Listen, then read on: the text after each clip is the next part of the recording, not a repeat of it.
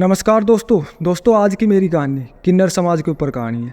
हमें कभी भी किन्नर समाज का मजाक नहीं उड़ाना चाहिए, उनसे अभद्र व्यवहार नहीं करना चाहिए। अगर आप भी ऐसा ही सोचते हो कि कुछ नहीं होता है, तो जो कहानी मैं आज आप लोगों को बताऊंगा ना, उसको सुन के आपकी रूह कांप जाएगी। किन्नर समाज, देखो, किन्नर हमसे ज़्यादा, किन्नरों का ज़्यादा प्रभाव भगवान पे होता है। कभी आपने सुना हो तो इनकी बद्दुआ कभी नहीं लेनी चाहिए, इनकी दुआ जितनी मिले उतना ही बहुत अच्छा है। क्यों?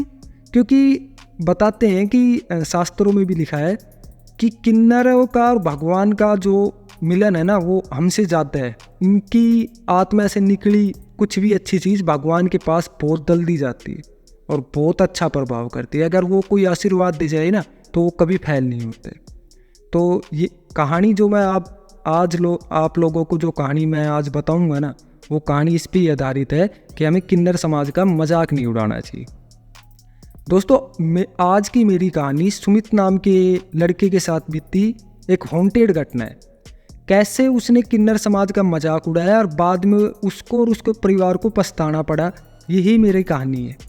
तो दोस्तों, सुमित एक दिल्ली का रहने वाला 25 साल का युवा लड़का है। वो दिल्ली में ही नौकरी करता था। सुमित भी मिडिल क्लास फैमिली से ही बिलोंग करता था। और सुमित बताता है कि मेरा भी डेली रूटीन ही था, संडे की छुट्टी और 6 दिन ड्यूटी करना, बस ऐसी ही ज़िंदगी चल रही थी। वो बताता है कि एक दिन में घर से थोड़ा बहुत उसके मम्मी पापा से थोड़ा बहुत उसकी बात अनबन हो जाती है। वो गुस्से में गाड़ी लेके अपनी जॉब के लिए चला जाता है। तो वो बताता है कि रास्ते में ट्रैफिक ज़्यादा था, तो जाम लगा हुआ था, तो मैं भी रुका हुआ था। तो वहाँ पे काफ़ी सारी किन्नरें आती है और किन्नरें जो करती है ना, ताली वगैरह बजाती है और मांगती है।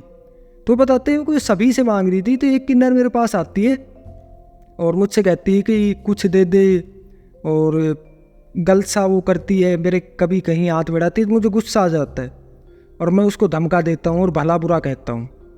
और वो किन्नर भी मुझे बहुत कुछ कहती है, लेकिन मैं गुस्से में आके उसको और भला बुरा कहता हूँ।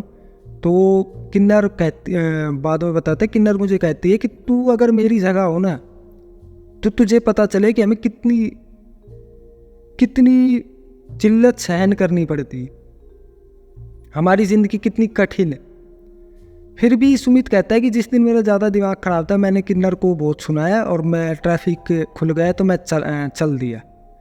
लेकिन उस किन्नर के साथ बाद में क्या हुआ कि सुमित तो चला गया और जैसे ही वो किन्नर ट्रैफिक से निकलने लगी तो एक गाड़ी से उसका एक्सीडेंट हो जाता है और उसकी वहीं मौत हो जाती। ये बात सुमित को नहीं पता थी। सुमित अपनी जॉब पे चला जाता है, नौकरी पे, वहाँ काम करता है और वापस आता है तो देखता है कि उसी जगह वही किन्नर उसको दिखाई देती है, उसकी तरफ देखती है, ताली बजाती है, वही सेम चीज़ उसको करती है और उसको इशारे में कहती है कि तुझे मैं अपनी साथ ले जाऊंगी। सुमित सोचता है कि ये सुबह की बात है, वो अभी तक गुस्सा होगी, कह रही होगी, सुमित अपने घर पे चल दे। तो सुमित बताता है कि मैं जो डेली रूटीन था, आता हूँ, हाथ पैर धोता हूँ, मम्मी पापा के पास बैठता हूँ, खाना खाता हूँ, अपने रूम पे जाके सो जाता हूँ। तो कहता है उस रात करीबन 10:30 बजे मुझे है ना, थोड़ा सा कमरे में हलचल सी और बाहर भी कुछ आवाज़ें सी आती है। तो बाहर देखता है कि वही किन्नर उस गली में डोल रही है, ताली बजा रही है, उसको बुला रही है, उसको इशारा कर रही है। तो थोड़ा बहुत तो सुमित डर जाता है कि ये यहाँ तक कैसे आ गई, घर तक कैसे पहुँच गई। और कुछ अलग ही उसका व्यवहार था, जैसे पहले भी वो उससे मिलता था उस ट्रैफिक पे, लेकिन आज कुछ उसका व्यवहार अलग सा था। उसकी शिकल सूरत बॉडी भी कुछ अलग सी थी, आम किन्नरों जैसी बर्ताव नहीं था। वो गली में जब डोल रही थी, वो उसके तरफ इशारा कर रही थी। तो सुमित थोड़ा बहुत डर जाता है, सोचता है कुछ नहीं है, सो जाता है। अगली सुबह उठता है, नहा धोता है, जॉब के लिए चला जाता है सुमित। उसी जगह पे जहाँ कल उसके किन्नर के साथ जो एक्सीडेंट हुआ था ना, उसी जगह पे फिर वो किन्नर खड़ी मिलती है उसको। और किन्नर उसके पास ना के दूर से ही उससे ताली बजाती, उसकी तरफ देखती है और काफ़ी सारी किन्नरें मांगती है। काफ़ी सारी किन्नरें गाड़ियों के पास जा जाके वो रुपया मांगती है, लेकिन सुमित के पास कोई नहीं आ रहा था। वो देखती है वही किन्नर जो कल उसके साथ जीत बहस हुई, तो वो दूर खड़ी होके उसकी तरफ ही देखती है। तो देखती है कि आज भी ये कुछ नहीं कह रही है, और रात को भी मेरी गली में देखा। वो सोचता भी है कि क्या हो रहा है, फिर भी वो कुछ नहीं इतना देता ध्यान, और वो चला जाता है अपनी काम पे। जाके ऑफिस में वो काम करता है तो वो देखता है कि ऑफिस के बाहर कुछ अजीब सी आवाज़ आ रही है। तो ऑफिस के बाहर जब सुमित जाके देखता है तो वही किन्नर उसको फिर दिखाई देती है। अब सुमित वो डर जाता है। पूरे दिन ऑफिस में उसकी थोड़ी तबीयत सी खराब रहती है, तो वो काम वगैरह नहीं कर सकता इतना, तो वो शाम को उसी टाइम फिर अपने नौकरी की छुट्टी होने के बाद घर पे आता है। तो उसी जगह पे उसको फिर वही किन्नर दिखाई देती है। अब सुमित और भी डर जाता है, और वो फटाफट जाता है। उस दिन हाथ पैर धोता है, अपने मम्मी पापा के पास भी नहीं बैठता, खाना भी नहीं खाता, सीधा अपने रूम में। तो उसकी मम्मी पापा आते हैं कि बेटा क्या हुआ सुमित? तो वो बताता है कुछ नहीं, मेरी यार थोड़ी तबीयत ख़राब है, मैंने मेडिसिन ले ली है, मैं थोड़ी देर रेस्ट करना चाहता हूँ। तो उसके मम्मी पापा सोचते हैं कि थोड़ा ऐसा ही आज की ज़िंदगी, मौसम भी ऐसा ही चल रहा है, थोड़ी तबीयत ख़राब हो गई होगी, सो गया होगा। तो देखते हैं कि उस रात सुमित बताता है कि मुझे हर जगह, मेरे बेड पे, मेरे हर जगह मुझे वही किन्नर दिखाई दे, उसकी आवाज़ आती है ताली बजाने की, और वो सुमित की कहते हैं कि मैं तुझे अपने साथ ले जाऊंगी। तो सुमित उस रात पूरी रात नहीं सोता है। वो कहता है कि उस रात मुझे इतना डर लगा, मैं कभी भी भूत प्रेत इन पे विश्वास नहीं करता था, लेकिन उस रात मैं सिर्फ भगवान का ही नाम ले रहा था, कंटिन्यू हनुमान चालीसा ही पढ़ रहा था। उस रात मैंने कैसे काटा। अगले दिन मैंने छुट्टी की, वो अगले दिन उसकी तबीयत ज़्यादा ख़राब थी, उसने छुट्टी की, डॉक्टर के पास गया, दवाई ले आई। दवाई ले आने के बाद उसने दवाई खा के सो गया, वो रेस्ट करने लगा। दिन की बात वो बताता है कि शाम तक मुझे कोई होश नहीं था दवाई के घेड़ में, और वो कहता है कि रात के करीबन 9:30 बजे से मुझे कमरे में फिर हलचल सी दिखाई देती। उसके बाद सुमित बताता है मुझे कुछ याद नहीं है, लेकिन उसके मम्मी पापा बताते हैं कि उसके बाद हम देखते हैं कि हम भी सो गए थे, हम सोचे उसकी तबीयत ख़राब थी। तो उसकी मम्मी है ना 9:30 बजे रात के वो पानी पीने के लिए बाहर निकल गई, तो देखते हैं कि सुमित उसकी साड़ी पहन के, उसकी मम्मी की साड़ी पहन लेता है सुमित, लिपस्टिक वगैरह लगा के पूरा मेकअप करके सेम किन्नर जैसा बन के, और रूम में खड़ा था बाहर जो मेकअप वगैरह कर रहा था। तो उसकी मम्मी उससे पूछती है कि सुमित तू ये क्या कर रहा है? तो वो बताता है कि कौन सुमित? सुमित में से आवाज़ आती है किन्नर की, कौन सुमित? यहाँ कोई सुमित नहीं है, ये तो मैं हूँ। किन्नर का कोई नाम था, वो बताती है नाम लिखे कि मैं ये हूँ, यहाँ सुमित नहीं है। और उसकी मम्मी उसको पापा को जगाती है, लेकिन वो नहीं मानता, वो चला जाता है। वो बताती है मेरा काम धंधे का टाइम हो रहा है, मुझे डिस्टर्ब नहीं करो, मैं जा रही हूँ। वो चला जाते हैं, और वो वहीं जाके जहाँ पे वो रोज़ मांगती थी, जो उनका धंधा होता है, इन किन्नरों का भी एक एरिया होता है, अलग अलग जगह इनका एरिया होता है कि ये यहाँ पे मांगेगी, वो वहाँ पे मांगेगी। इनका 5-5, 10-10 बंदे के एरिया होते हैं इन किन्नरों का। तो वो अपने एरिया में जाके मांगने लग जाती है, और किन्नर देखती है कि ये कौन बंदा आ गया नया। कभी भी किन्नर अपने एरिया में दूसरे किन्नर को नहीं आने देते, तो वो देखते ये कौन आ गया। तो सभी किन्नर उसके पास जाते हैं, तू कौन तू कौन, उसको घेर लेती है। फिर वो ताली बजा के कहते नहीं पहचाना सहेली हो, मैं वही हूँ तुम्हारे साथ। वो नाम लेती जो भी उसका नाम था, नाम तो मेरे ध्यान नहीं है, उसके मम्मी पापा ने बताया था। तो वो बताती मैं वही हूँ। तो सभी किन्नर भी डर जाते हैं कि ये वापस कहाँ से, इसकी तो मौत हो चुकी थी आज से 3-4 दिन पहले। तो वो कुछ नहीं कहती, वो भी चली जाती है। वो मांगती है, वो पूरे दिन मांगती है, पूरी रात, उस दिन रात को पूरी रात मांगती है, और घर पे आ जाती है। सभी आस पड़ोस में सभी देखते हैं, सभी बात करते हैं, उसके माँ बाप भी डर जाते हैं।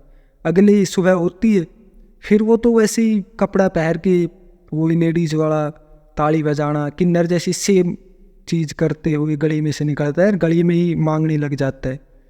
तो सभी बात करते हैं कि ये लड़के को क्या हो गया, और उसके माँ बाप बहुत डर जाते हैं।